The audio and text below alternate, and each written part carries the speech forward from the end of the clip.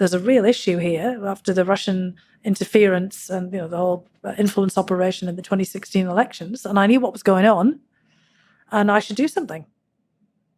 If not me, then okay, someone else will go and do it. But can I live with myself just sitting on the sidelines and criticizing what people are doing, and kind of worrying about this, or am I actually going to muck in there and just go and do something? It's like seeing your house on fire, and you see that okay, this is pretty awful and dangerous, but I could go in there and do something.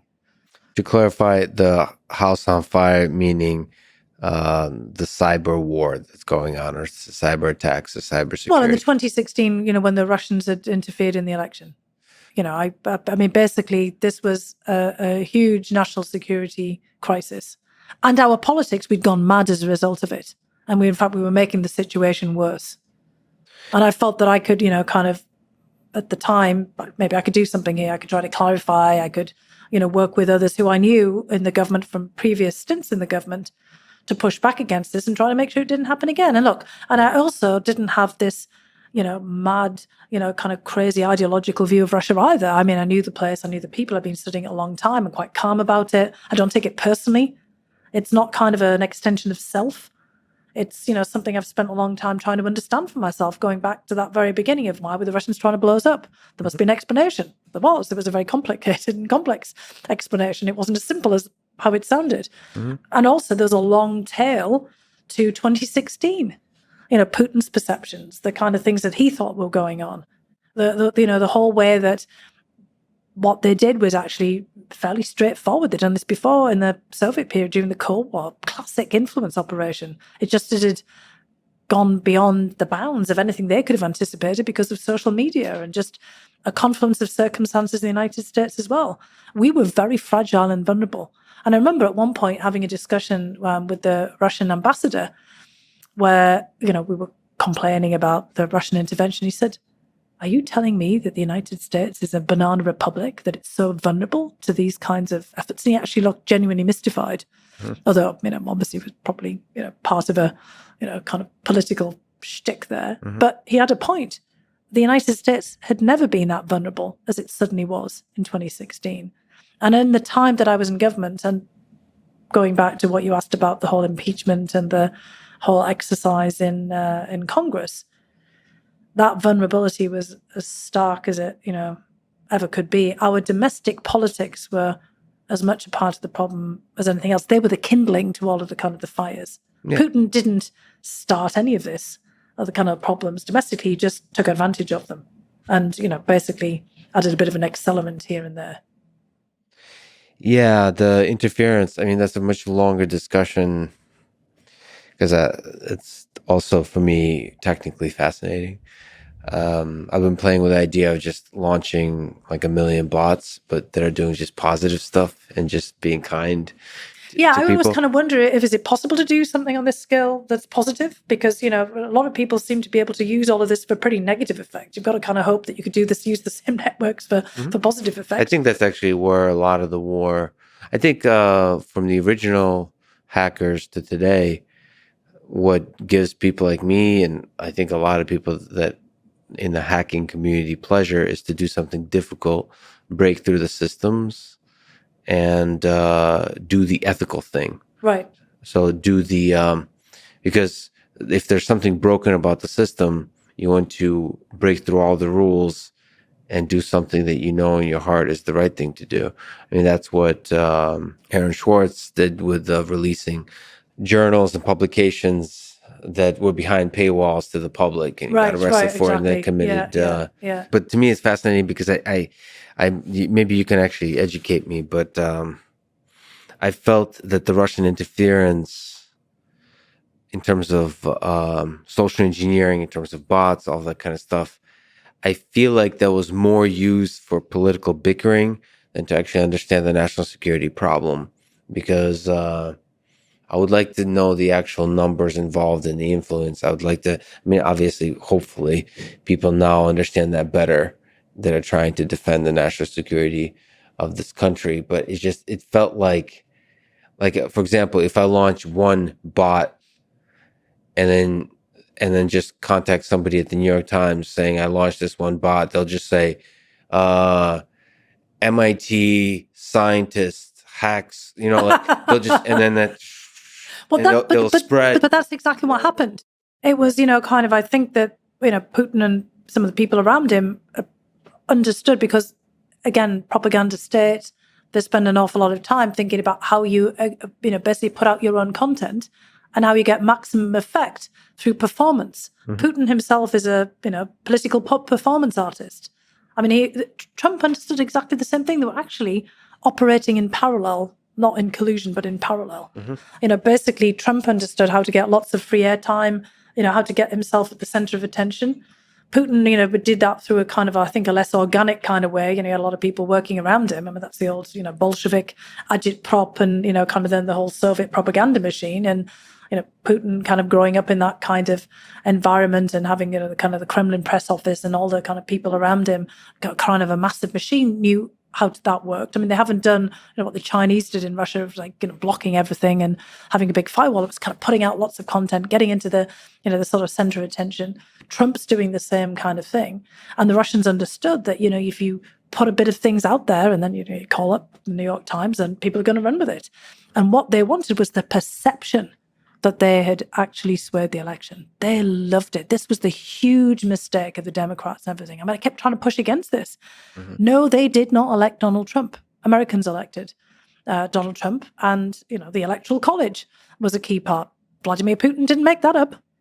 And basically, I also remember, at one point the Russian ambassador, talking to me about when we were doing the standard, here we are, we're lodging our complaint about the interference. He basically said, well, we didn't, kind of invent Comey and, basically the decision to reopen, Hillary Clinton's emails or, kind of Anthony Weiner and, kind of his, emails on his computer. And I was like, yeah, he's right. I mean, there were plenty of things in our own system that created chaos and tipped the election, not, kind of what the Russians did. But, it's obviously easier to blame the Russians and blame yourself when, things are kind of, or those random forces and those random factors, because people couldn't understand what had happened in 2016. There was no hanging chads like 2000 where there was, kind of a technical problem that actually, ended up with the intervention of the Supreme Court.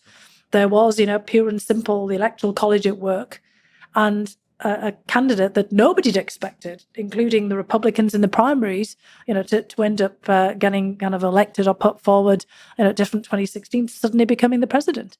And they needed a meta explanation. It was much better to say Vladimir Putin had done it, and Vladimir Putin and, the Kremlin guys were like, oh my God, yeah, fantastic. Champagne, corks popping, this is great, our chaos agent. They knew they hadn't done it, but they'd love to take credit for it. And so, the very fact that other people couldn't explain these complex dynamics to themselves basically dovetails beautifully with Vladimir Putin's attempts to be the kind of the Kremlin gremlin in the system. And he's basically was taking advantage of that forevermore. And I wanted, to basically try to work with others to cut through that. And the thing is then, people lost faith in the integrity of the election system because people were out there, suggesting that the Russians had actually distorted the elections. People written books about that. They said, that they hacked the system when, they were trying to hack our minds. But again, we were the fertile soil for this. I mean, we know this from Russian history. The role of the Bolsheviks, the whole 1920s and 1930s with Stalin, the fellow travelers and the, socialist, international. I mean, the Russians and the Soviets have been at this for years about kind of pulling, kind of people along and into kind of a broader frame. But it didn't mean that they were influencing, directly the politics of countries, writ large. There are plenty of interventions. It's just that we were somehow, it was a confluence of events, a perfect storm. We were somehow exquisitely vulnerable because of things that we had done to ourselves. It was what Americans were doing to themselves that was the issue. You think that's the bigger threat than large-scale bot armies? Those can be a threat. Obviously, they do have an impact, but it's how people process information. It's kind of like the lack of critical thinking. I'm just not on the internet to that extent. I had to go looking for information. I'm not on social media. I'm in social media, but not by myself. You know, I don't put myself out there. I haven't got a Twitter feed. I You haven't don't got have a a blog. Twitter one. Yeah, No. but there is a There's one you have a about Fiona fan Hill's club on cat, Twitter. and I have all kinds of strange things. It's Fiona Hill's cat, which I kind of like. You know, occasionally I have people send things You to have me. so many fans. It's hilarious. But what I try to do is just be really critical. I mean, my mom sends me stuff, and I'm like, what is this? You know, kind of. Yeah. You know? It's just, you know, your own mother can be as much of an agent of misinformation as, you know, kind of Vladimir Putin. Oh, yeah. I mean, we're all, you know, kind of, we all have to really think about what it is we're reading. There's one thing from my childhood that was really important to me, and I always think every kid in school should have this. My next door neighbor, who was he was actually very active in the Labour Party, and he was, you know, kind of really interested in the way that opinion, you know, shape people's political views. And he was Welsh. He was a native Welsh speaker. So, you know, he was always trying to explore English and how, you know, there was kind of the reach of, you know, the English culture and, you know, kind of, and how it was kind of shaping the way that people thought. And he used to read every single newspaper, you know, from all the different spectrums, which was quite easy to do, you know, back in the 70s and 80s, because there weren't that many in the UK context. And every Sunday he would get all the different Sunday papers from all the different kind of ideological vantage points. And then when I got to be a teenager, he'd invite me to look at them with him, because he was my godfather and he was just an incredible guy. And he was just super interesting and, you know, kind of culturally, you know, an outsider, always kind of looking in. And he basically ran through, you know, what the Guardian looked at, the Observer, the Daily Mail, the Sun, you know, kind of all of these, you know, the Telegraph, all of these newspapers, and how you could tell, you know, their different vantage points. And of course, it's complicated to do that now. I mean, in this, you know, incredibly extensive media space, I look at what it is that they're saying, and then I try to, you know, read around it, and then, you know, look at what other people are saying and why they're saying it and who are they, what's their context. And that was kind of basically what I was taught to look at. And I think everybody should have that. And certainly that's something that people in politics that are in charge of directing policy should be doing. They should be. Not getting lost in the sort of the hysteria that can be created. Like it does seem that the American system somehow, not the political system, just humans love drama. We're very good, like the Hunter Biden laptop story. There's always like 1, 2, 3 stories somehow that we just pick, that we're just gonna, this is the stuff we're gonna fight about for this election. And everyone's got an opinion on it. Yeah. Everybody. Yeah, exactly. And it's the most important, like Hillary Clinton's emails, Russians hacked the election. Yeah, we had John Podesta's pasta recipes for a while, you know, that we were kind of all obsessing over. I don't know, people running out and trying them out, you know, something like that. And there's fun, I mean, there's the best conspiracy theories about Giuliani. I just love it. We just pick a random story. Sometimes it's ridiculous. And it detracts from what the larger question should be, which is about the family members of, you know, senior officials and whether they should be anywhere near any of the issues that they're, you know, there's ethics, there's government ethics and things there, you know, kind of across the board. But there's a bigger story in there, but that becomes a distraction. It's a look over there, you know, the oldest trick in the book, you know, kind of idea. Yeah, so and politicians are really good at that because it detracts from the larger question, because every single member of Congress and, you know, government official, their family should be nowhere near anything they're doing.